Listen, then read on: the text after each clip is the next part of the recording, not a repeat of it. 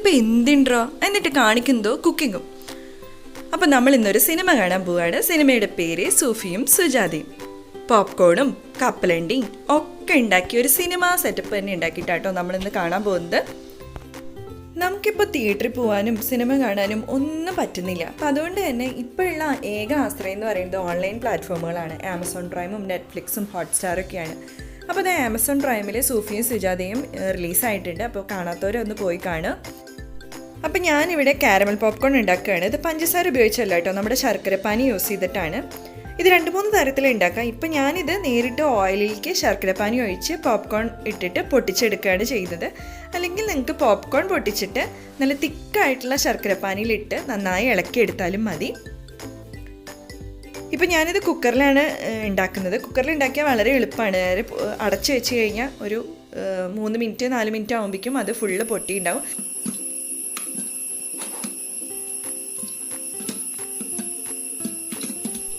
ഇതേപോലെ തന്നെ നമ്മുടെ ഹാഷ്ലീസിൻ്റെ കാരമൽ സിറപ്പ് യൂസ് ചെയ്തിട്ടോ അല്ലെങ്കിൽ ചോക്ലേറ്റ് സിറപ്പ് യൂസ് ചെയ്തിട്ട് നമുക്ക് പോപ്കോൺ ഉണ്ടാക്കിയെടുക്കാം.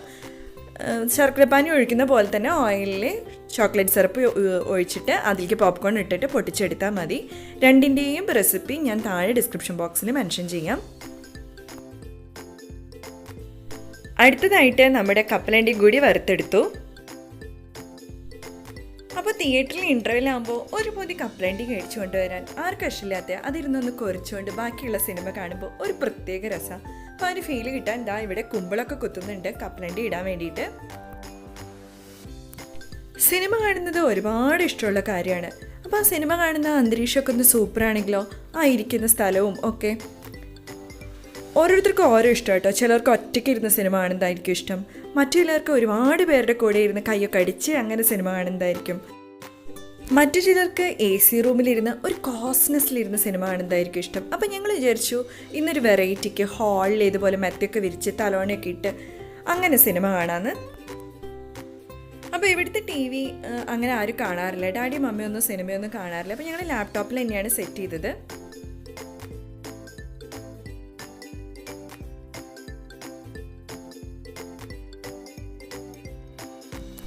പറ്റുവാണെങ്കിൽ ഇതൊന്നും എല്ലാവരും ട്രൈ ചെയ്ത് നോക്കൂ കേട്ടോ. കുട്ടികൾക്ക് ഒരുപാട് ഇഷ്ടമാവും ഇങ്ങനെ നമ്മൾ സിനിമയൊക്കെ കാണുമ്പോൾ. നമ്മുടെ കൊച്ചു കൊച്ചു സന്തോഷങ്ങൾ നമുക്ക് വീട്ടിൽ തന്നെ ക്രിയേറ്റ് ചെയ്തെടുക്കാവുന്നതേ ഉള്ളൂ. ജോക്കുട്ടൻ ഭയങ്കര ഹാപ്പി ആയിരുന്നു ഇതൊക്കെ ചെയ്യുമ്പോൾ.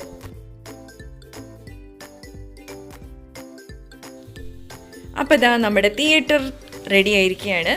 ഇനി നമുക്ക് സിനിമ കാണുക വേണ്ടോ എല്ലാം റെഡിയാക്കി വെച്ചിട്ടുണ്ട്.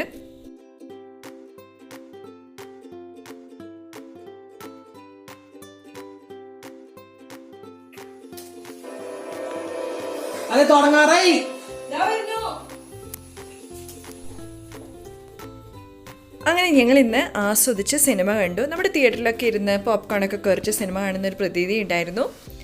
സൂഫിയും സുജാതയെക്കുറിച്ച് പറയുകയാണെങ്കിൽ ചിലർക്ക് ഇഷ്ടമാവും. ഒരുപാട് റൊമാൻറ്റിക് മൂവിയൊക്കെ ഇഷ്ടമുള്ളവർക്ക് ഇഷ്ടമാവും. ഒരു കംപ്ലീറ്റ് എൻ്റർടൈനർ ആണോ എന്ന് ചോദിച്ചാൽ അല്ല. അപ്പോൾ നിങ്ങൾക്കും പറ്റുവാണെങ്കിൽ ഇതുപോലെ കുഞ്ഞു കുഞ്ഞു സെറ്റപ്പുകളൊക്കെ ഒരുക്കി നമുക്കൊരു തിയേറ്റർ അനുഭവം പോലെ സിനിമ കാണാൻ ശ്രമിക്കുക. സിനിമ ഏതാണെന്നൊന്നുള്ളത് ഒരു വിഷയമല്ല. ഒരുപാട് വേദനകൾ നിറഞ്ഞ ഈ ലോകത്തിൽ കുഞ്ഞു കുഞ്ഞു കാര്യങ്ങൾ ചെയ്തിട്ട് നമുക്ക് സന്തോഷം കണ്ടെത്താൻ ശ്രമിക്കാം. അപ്പോൾ ഇന്നത്തെ കുഞ്ഞു വീഡിയോ ഇഷ്ടമായെങ്കിൽ ലൈക്ക് ചെയ്യാനും സബ്സ്ക്രൈബ് ചെയ്യാനും ഷെയർ ചെയ്യാനും മറക്കല്ലേ. അപ്പോൾ എല്ലാവർക്കും ബൈ ബൈ.